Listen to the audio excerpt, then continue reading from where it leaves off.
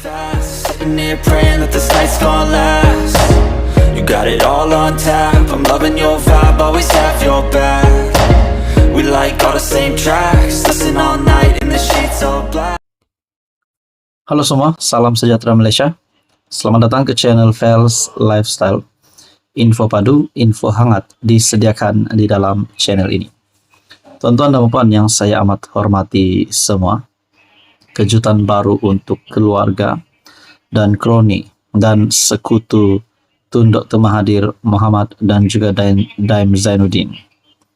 Saudara-saudara, kita juga tahu sebelum ini berkaitan dengan isu Menara Ilham yang melibatkan Tun Daim Zainuddin, dan pada akhirnya SPRM juga menyiasat Tun Daim Zainuddin, bahkan istri Tun Daim Zainuddin didakwa dan Daim Zainuddin juga akan didakwa. Nah, saudara-saudara, berkaitan dengan sekutu rapat Daim Zainuddin yaitu Tun Dr. Mahathir Mohamad, di mana anak kepada bekas Perdana Menteri Tun Dr. Mahathir Mohamad diminta SPRM untuk mengisytiharkan harta. Nah, pada akhirnya saudara-saudara, seorang lagi anak kepada Tun Dr. Mahathir Mohamad yaitu Mokzani Mahathir yang terpaksa pergi ke pejabat SPRM untuk disiasat dipercayai berhubung pengisytiharan harta. Satu maklumat daripada Shahabuddin Husin ataupun shahabuddin.com yang pasti menggemparkan. Selepas Mirzan dan Mokzani disiasat SPRM, apakah Mukris juga sedang menunggu giliran soal Shahabuddin Husin? Selepas Mirzan disiasat SPRM dan kemudian diarah mengisytiharkan harta kekayaannya dalam tempo 30 hari, seorang lagi anak Tun Mahathir Mohamad menerima giliran diarah menghadap agensi pencegah rasuah itu. Kali ini giliran Mokzani Mahathir yang terpaksa pergi ke pejabat SPRM untuk disiasat dipercayai berhubung pengisytiharan harta.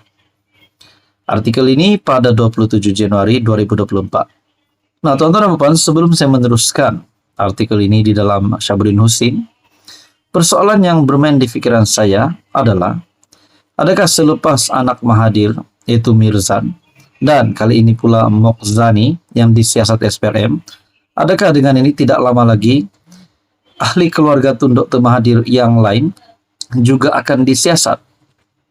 Nah, seperti apa yang berlaku kepada Tun Daim Zainuddin, akhirnya istri kepada Tun Daim Zainuddin juga didakwa oleh SPRM. Nah, bagaimana pula dengan sekutu rapatnya yaitu Tun Dr. Mahathir? Adakah ahli keluarga Tun Dr. Mahathir yang lain juga akan menerima nasib yang sama?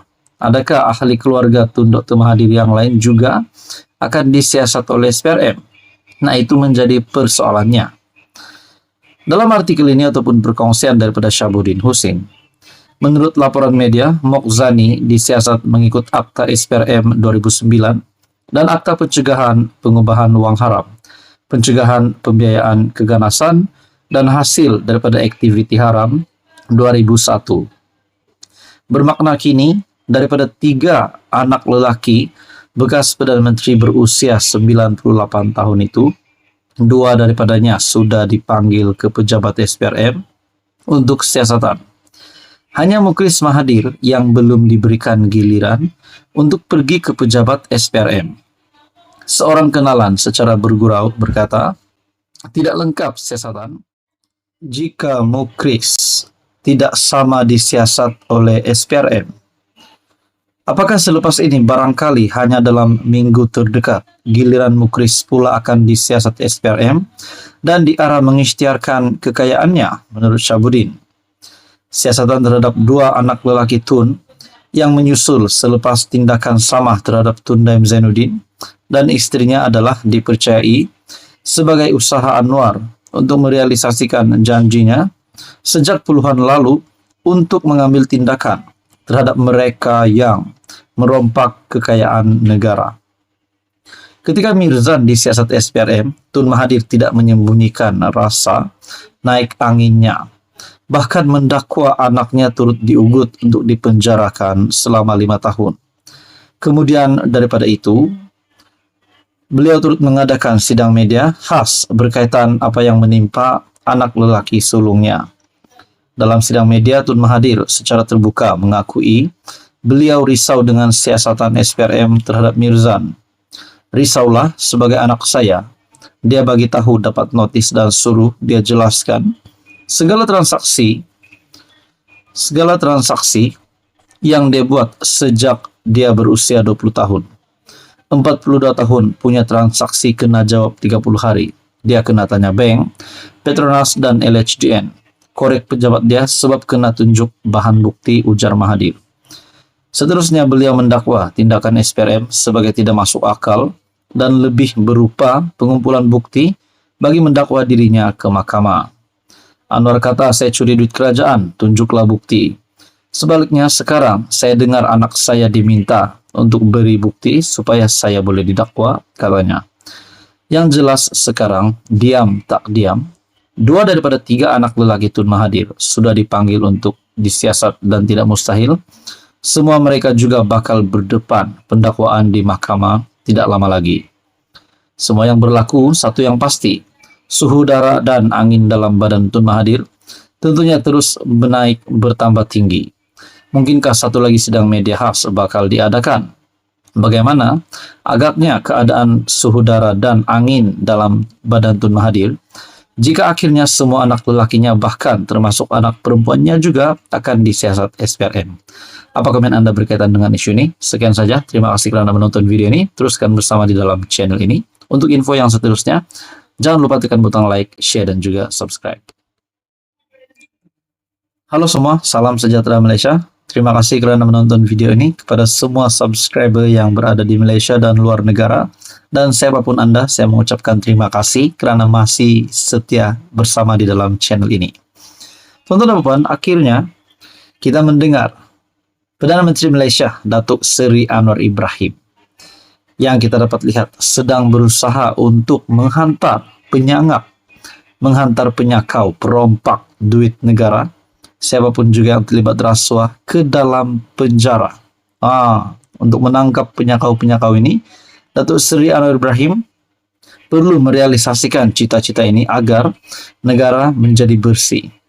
Nah, tuan-tuan dan puan, satu kejutan di mana satu artikel daripada Malaysia Kini, polis mengesahkan siasatan 88 kes peguam pecah amanah lebih babit RM 88 juta. Jumlah RM 88 juta ini adalah jumlah yang amat banyak, bukan jumlah yang sedikit. Nah, ini satu lagi kes peguam pecah amanah yang pasti mengejutkan ramai kepimpinan politik. Sebanyak 88 kes berkaitan pecah amanah membabitkan peguam dengan nilai kerugian dianggarkan melebihi RM 88 juta direkodkan bagi tempoh antara 2021 sehingga 2023. Pengarah Jabatan Siasatan Jenayah Komersial JSJK Bukit Aman, Datuk Seri Ramli Muhammad Yusof, berkata, angka itu memberi gambaran bahawa kes pecah amanah oleh peguam tidak boleh dipandang ringan. Beliau berkata, justru itu, polis Diraja Malaysia menggesah pembabitan Majlis Peguam Malaysia untuk meneliti dan menambah baik prosedur serta hukuman yang dilaksanakan dalam menangani isu salah laku dalam kalangan peguam. JSJK juga mencadangkan agar prosedur pengurusan akaun pelanggan oleh firma guaman diteliti semula dengan memasukkan peranan anak guam bagi sebarang urusan transaksi akaun, katanya pada sidang media khas JSJK di Kuala Lumpur. Ramli berkata, sekiranya dapat dilaksana, ia akan menjadi satu mekanisme efektif bagi mencegah kes pecah amanah oleh peguam selain dapat mengelak berlakunya aktiviti pengubahan wang haram.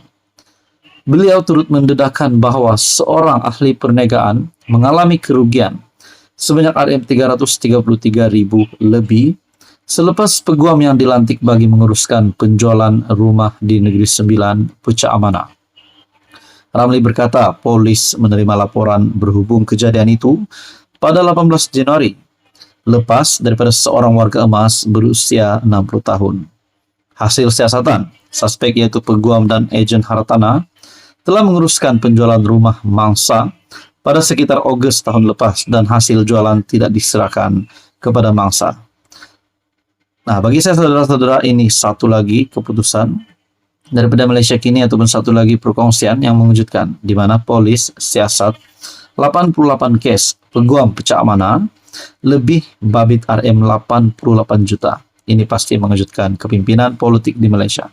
Nah, saudara-saudara, siapapun juga penyakau, perompak dan yang terlibat dengan rasuah Pucak Amanah perlu didakwa dan ditangkap. Nah, saudara-saudara, apa komen Anda? Sekian saja, teruskan bersama di dalam channel ini. Jangan lupa tekan butang like, share, dan juga subscribe.